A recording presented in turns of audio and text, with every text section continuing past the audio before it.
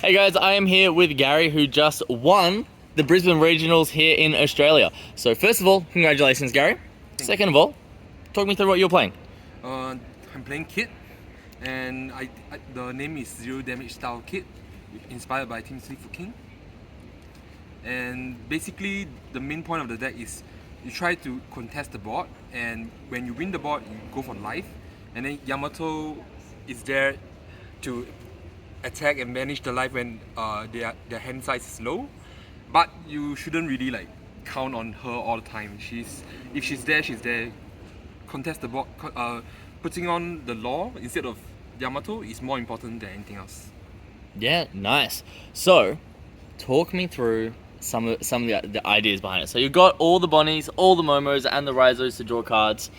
Is the idea just to draw a bunch of cards and then get to 8-drop Kid? Or what's your early game like?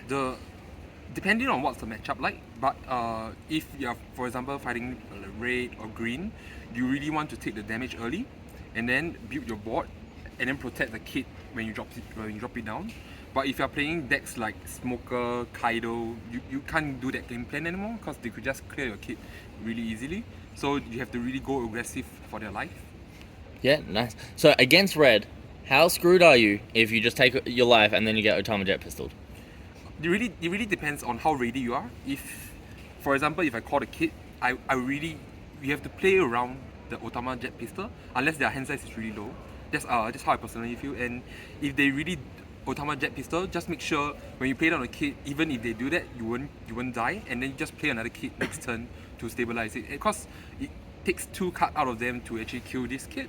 And if you are able to call another one, most likely they won't have an answer to it because you are already denying their resources by not attacking their life. They are just contesting their board. So if they are able to kill one Kid, the second Kid, it is most likely that they are not able to clear it. Nice. So what are some of the more favourable matchups for the deck and what you're kind of hoping not to see at all? The number one deck that I hope not to see is Kaido. And second will be Smoker because as you know, Kaido, once they get their island and all of their kings and queens and 10 drop, there's really nothing the deck can do. Yeah, and for Smoker wise, the moment you drop the 8-drop Kid, if they have the 4-drop Kuzan ready, or if they have like there's this like counter that 2k counter that minus the cost. Oh, Tsuru? Yeah, Tsuru. Yeah. And they could just Sakazuki it with Smoker's leader ability. So when you're playing against Kaido or Smoker, you really just want to go their face and go really aggressive.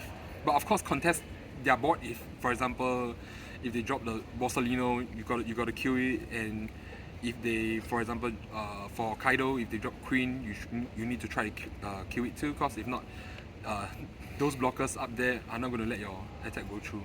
Yeah, no, fair enough. So, what were your matchups like throughout the day? For the Swiss, just give me a moment. All good. Yep. Sorry. So my first round was against Smoker, which I was really lucky because the only reason why I won that Smoker was because he couldn't draw his 10-drop Kuzan, and he was at 10 Dawn with 3 life. I was really ready to like give up the game, but for some reason he just can't draw into the 10-drop Kuzan, which is why I won. And the second was Robia, Ivankov, Zoro, Kid Mirror, Kaido. And Kaido, I was supposed to lose to, honestly, but I think he made a big misplay by guarding for his life when he should really just eat his life. Because the moment he guards it, his hand is low, and then I just went for his board, and then he has no hand size by the end of the game. And then I just used Yamato to clear his life. Yeah, and then Law, and then Hybrid Beard. Law is actually a very bad matchup for Kid, but for some reason I did it because my Law player bricked. I think he only got his Bonnie at turn 3, which is something quite crucial for Law to play well. Yeah, nice. And what about Top Cut? Top Cut, the first one I got a bye because my opponent couldn't make it, sadly. And for the second matchup for Top Cut was Zoro. So Zoro, when you play against Zoro, you just want to deny their life and go for their board and get their hand size to low and then finish off with Yamato. But if she doesn't come, it's fine too, because you could just once you have your board like Kid, Law, Leader Kid, you could just clear 3 to 4 life in one turn, and then you can go for game next turn. That's normally the case if you don't have the Yamato. Yeah, nice. And then what was top 4? Top 4 was Strawbeard. The first for Strawbeard, honestly, just call more stuff to contest, call more law, because he's a 6k blocker, but you don't really use him as a blocker. You really have to go 6k as his life all the time, because if they choose to ignore the law and go for your life, next turn this is another attacker for them. So usually they have to clear it, and it's 6k base, so it's easier for you to counter out of it. And mainly, don't be, no matter how tempted it is, don't go for their life like with big swings. Don't attach too much Dawn and go for big swings. Just keep doing a 6k poke, 6k poke, 6k poke, and poke all of their hands out, and you will normally win the game. Yeah. And one more is counter early.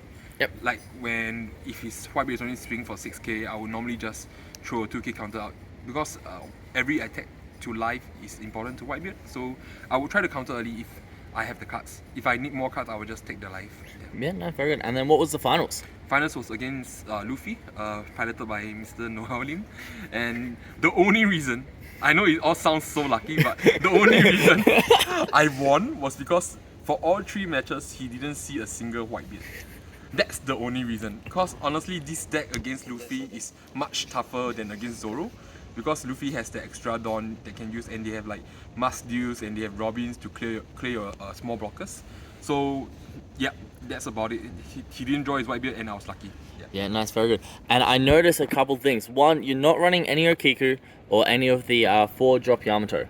Why do you not want to run those? The reason, honestly, Okiku is really, really strong with Law. The moment you drops Law down, you return something you call Okiku, is such a huge tempo swing. But the thing is that Okiku and Yamato has 0 counter values, because a lot of time when your kid is in rest, people will try to poke your kid at 8k, and you really want all of your hands, most of your hands, to be counters, so that you could counter one by one. Because the moment they attach 3, for example, to something, and they attack, and then just drop 1, they have to attach another 3 to something, and then attacks, and then you drop 1.